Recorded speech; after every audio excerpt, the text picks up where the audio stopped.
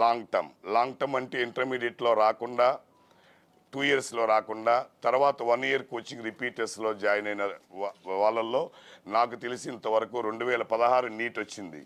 Neat వచ్చిన తర్వాత ఇంతవరకు 24 వరకు ఈ తెలుగు రాష్ట్రాల్లో, అది ఆంధ్రప్రదేశ్ కావచ్చు, తెలంగాణ కావచ్చు, ఏ ఒక్కళ్ళు కూడా 700 దాటలేకపోయారు. 700 ఈ రోజు వరకు దాటలేకపోయారు. ఏ విద్యా సంస్థ అయినా I'm challenging anybody in the entire Telugu states of Andhra Pradesh and Telangana. కానీ ఫస్ట్ టైం ఇది కూడా నా కళ. ఎప్పటి నుంచో నేను అనుకుంటున్నా, ఎన్నో బ్యాచెస్ నుంచి 700 రావాలి, 690 వచ్చి ఆగిపోవటం, 85 వచ్చి ఆగిపోవటం, ఇలా జరుగుతూ వచ్చింది.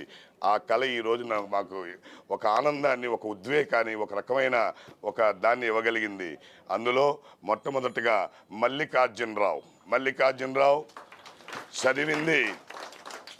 చదివింది మల్లికార్జునరావు లక్ష చిన్న అకాడమీ గుంటూరు. అక్కడ 458 మార్కులు వచ్చినాయి. ఇంటర్ అయ్యేసరికి ఈ రోజున 706 మార్కులు వచ్చినాయి. ఎంత అప్రిషియేషన్ అండి. 458 నుంచి 706 మార్కులు. నిజంగా ఈయన గురించి తర్వాత మళ్ళీ ఇంకోసారి చెప్తాను. తర్వాత 706 మార్కులు తెచ్చుకున్నాడు మల్లికార్జునరావు.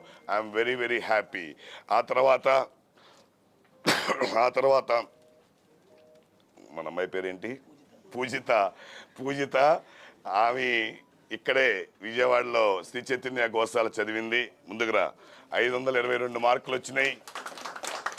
522 నుంచి ఈ రోజున ఎక్కడికి వెళ్ళగలిగిందంటే 705 మార్కులకి వెళ్ళగలిగింది. లాంగ్ టర్మ్ నుంచి ఇది చరిత్ర. ఇది ఒక రకమైన మాకు చాలా ఆనందాన్ని ఇచ్చిన విషయం అని చెప్పి తెలియజేస్తున్నాను. ఆ తర్వాత రోహిత్ శివసాయి, ఇతను సైనిక్ స్కూల్లో కేరళలో చదివాడు. చదివినప్పుడు 348 మార్కులు వచ్చాయి. మళ్ళీ వినండి, 348 మార్కులు వచ్చాయి. 348 నుంచి ఈరోజు ఎక్కడికి వెళ్ళాడండి, 705 మార్కులకి వెళ్ళాడు. 705 మార్కులకి వెళ్ళాడు. ఇది లాంగ్ టర్మ్లో మేము ఈరోజు ఇచ్చిన క్రెడిట్. ఈరోజు ఈ విధంగా రావటానికి మా దగ్గర ఏమీ వేలకు వేల విద్యార్థులు లేరు.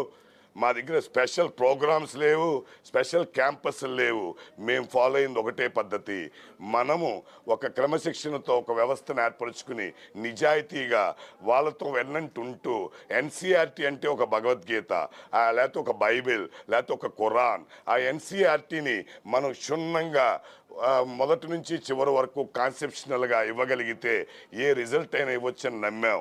దాన్నే మేము అవలంబించాం. ఇలా ర్యాంకులు